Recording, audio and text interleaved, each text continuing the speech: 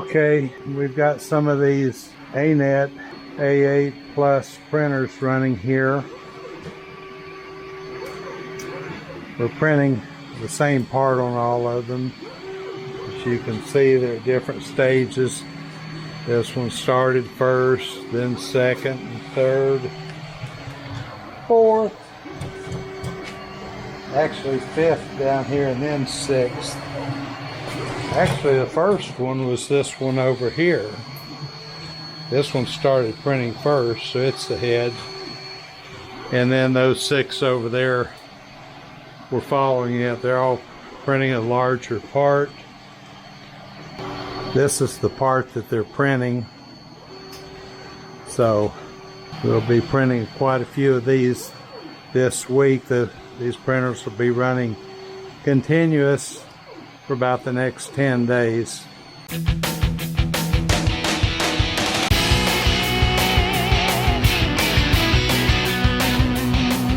Okay, you can see we're printing the newer versions here. This was the older version. If you notice, the tabs on these boxes were thin and not very strong, and in some cases these would break in the stacking process. So what we did was enlarged them in the new version, which is this box here. It's still compatible with the old one. They still stack properly. However, there's a lot larger surface here for the tab. So this makes the tab stronger and prevents it from breaking. And you can see it extrudes out from the side a little bit. And if you look down inside there, you can see the holes that create the conduits or tubes that add strength to those columns. So that's what we've done in making changes from the original part to the part that we're currently producing for the customer today, which is a much more durable part. And it looks like we're just about to finish up on some of these. This particular one here is almost finished printing as well.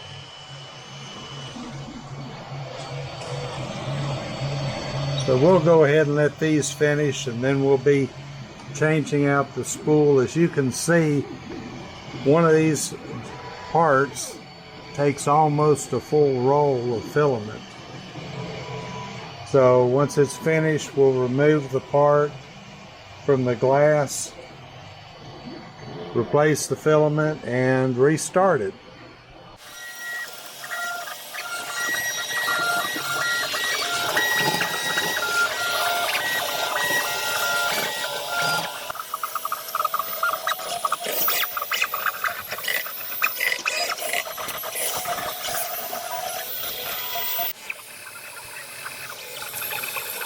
Here are Tronixies printing our special part for customer. This is actually the prototype template to make sure that we have dimensional accuracy. There are actually 4 different parts that we're printing. These 3 on these 3 printers here, as well as 1 part that's printed in here. Should be cooled off and released. Yeah, it did release good. Okay, that's our template part, or at least one of the parts. This part and these other 3 will all go together to form one large 16.5-inch square part, and they'll take these to the plant and confirm that the dimensions and these inside radiuses and so forth are correct. Oh boy.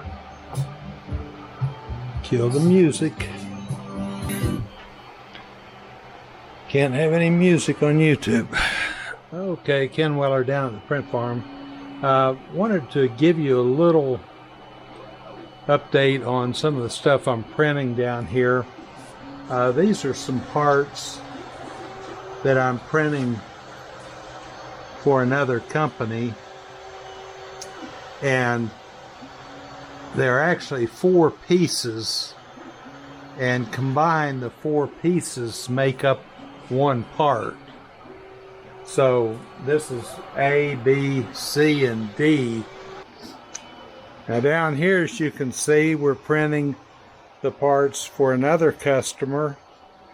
These have already finished, these 2 parts. These take a little bit longer, and this is what the parts actually look like when they're finished. And it takes 4 of these to make one finished part. When these 4 different parts are put together, they actually form this one piece right here.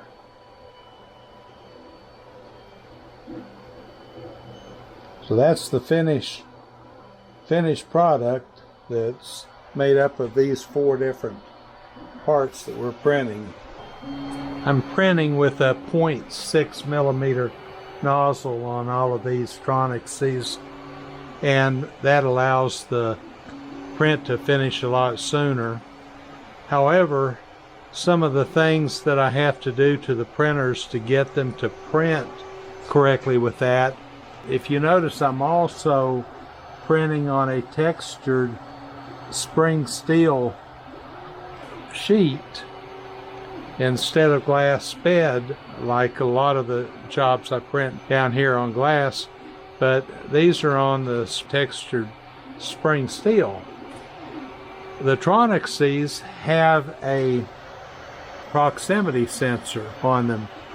However, when you put a spring steel sheet on there, that sensor is a lot more sensitive. As a matter of fact, it's so sensitive that unless you re-drilled mounting holes and everything to try to move that sensor up and a little farther away, you're going to have a problem. You cannot get it aligned correctly. It's just a little too far off, at least for me. So what I have to do, I have to actually take this whole assembly apart, and then I take the metal tube going up into the heat sink, and I actually lower that tube. I loosen those 2 little Allen screws, and I lower that tube a little bit so it can lower the hot end. And by getting that hot end just a little bit lower, then the sensor will work correctly. So that's what I've had to do to all of these printers, just because I'm using the spring steel. Now another thing, when you're printing with the 0.6 millimeter nozzle on here, you have to actually raise the temperature. Where I might normally print this PLA at 205 degrees, I'm now printing at 220 to 225 degrees. The reason for that is with the larger nozzle, you're moving a lot more filament through that hot end faster, and it takes a little more heat to actually heat it up good. Then another thing, with the larger beads of filament on here, if I can get it to a higher temperature when it lays down, it will fuse better with the previous layers and give me a stronger part. So I'm actually increasing the heat for a couple of reasons. It does work better in that 220 to 225 degree temperature range. And some other things, leveling the Tronix-Cs is important. but you sometimes have to tweak it just a little bit once you started the print. I don't know why. I always preheat it and have it heated when I do the manual leveling, but once it starts printing and running, usually has to be tweaked a little bit. And another thing that on these things, when I adjust them, I try to get the tension pretty tight on these springs. I don't like the bed to have a soft cushion to it where it can move up and down easily. I like to level it with those things tight. As a matter of fact, I have some stronger springs, and on the ANET 8 pluses, and I'll show you that in a later video, I actually have dual springs on each one, and those suckers are really tight, but they will allow you to adjust it and get it adjusted right. I'll show you on the ANETs, you have to do some, since it has the two rods that the bearings go along, you have to do some alignment and some shimming to get those aligned just for peak performance. And I've done that. I've only been 3D printing now a little bit over 2.5 years. It'll be almost 3 years this coming December. And when you're doing it every day, you have to learn a whole lot. But it takes me, when I set these printers up, it still took me about 20 to 30 minutes on each printer to get it set up. And that's going in and taking this whole thing apart and readjusting the nozzle, replacing the nozzle with a 0.6, and doing the bed leveling and making sure all of the other rollers and everything have the right tension.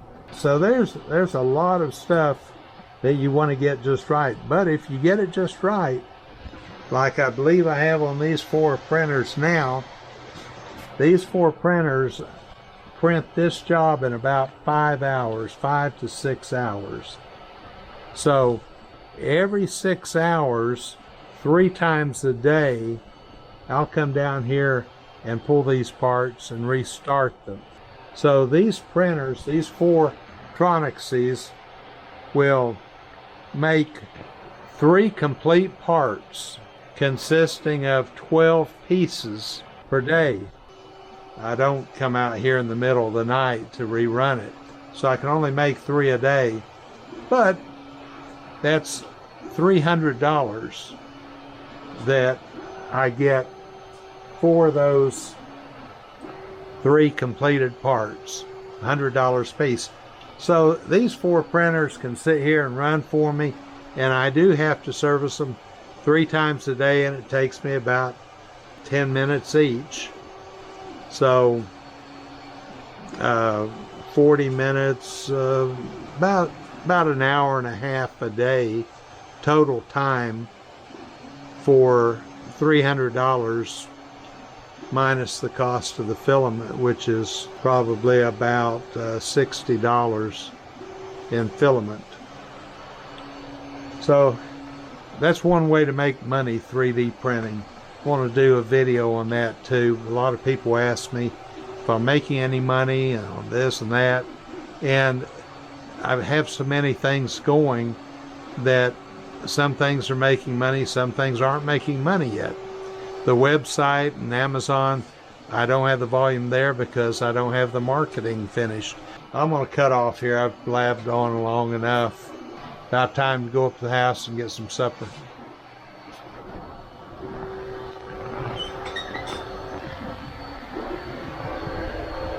Making money at NewTek Inventors. So until the next time, happy printing from NewTek Inventors.